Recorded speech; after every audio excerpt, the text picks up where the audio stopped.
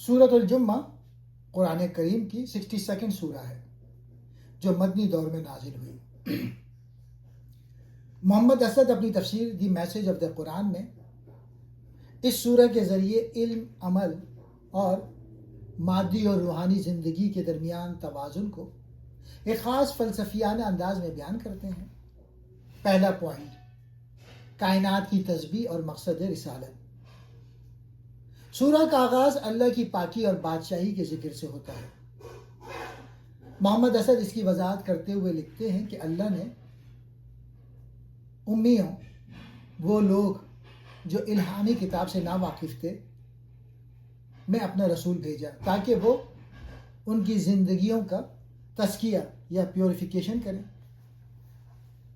انہیں کتاب اور حکمت یعنی وزڈم سکھائیں۔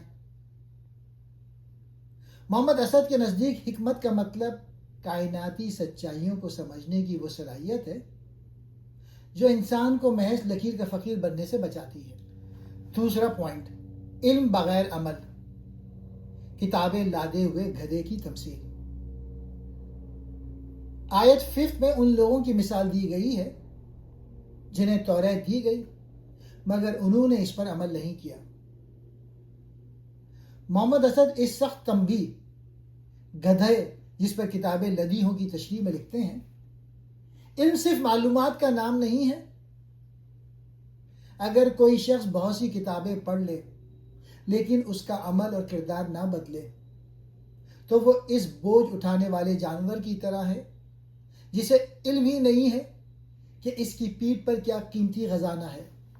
اسد کے مطابق یہ تنبیہ صرف بنی اسرائیل کے لیے نہیں بلکہ مسلمانوں کے لیے بھی ہے کہ وہ قرآن کو محض تلاوت تک محدود نہ رکھیں بلکہ اسے زندگی میں نافذ کریں۔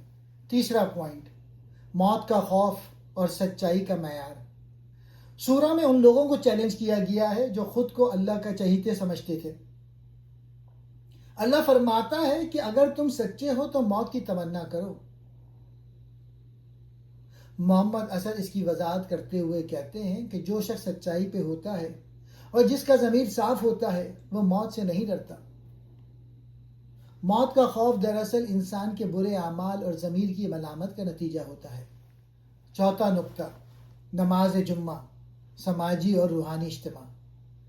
سورہ کے آخری حصے میں جمعے کی پکار یعنی اذان کا ذکر ہے۔ محمد اسد اس کے دو اہم پہلو بیان کرتے ہیں۔ کاروبار چھوڑنا، جب پکار آئے تو خرید و فروخت چھوڑ دو۔ یہ اس بات کی مشق ہے کہ انسان اپنی مادی ضرورتوں کو اللہ کے حکم کے سامنے پیچھے چھوڑ سکے۔ توازن، جیسے ہی نماز ختم ہو حکم ہے کہ زمین میں پھیل جاؤ اور اللہ کا فضل یعنی رزق تلاش کرو۔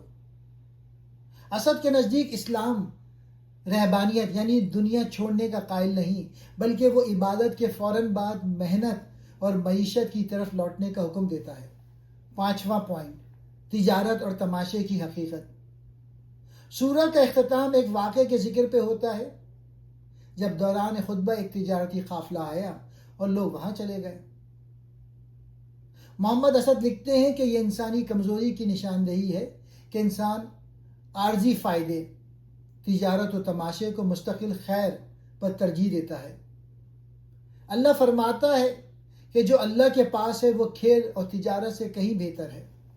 خلاصہ، علامہ محمد اسد کی نظر میں سورہ جمعہ کا پیغام یہ ہے کہ علم وہی ہے جو عمل میں ڈھلے اور دین وہی ہے جو مسجد سے نکل کر بازار میں بھی اللہ کو یاد رکھے۔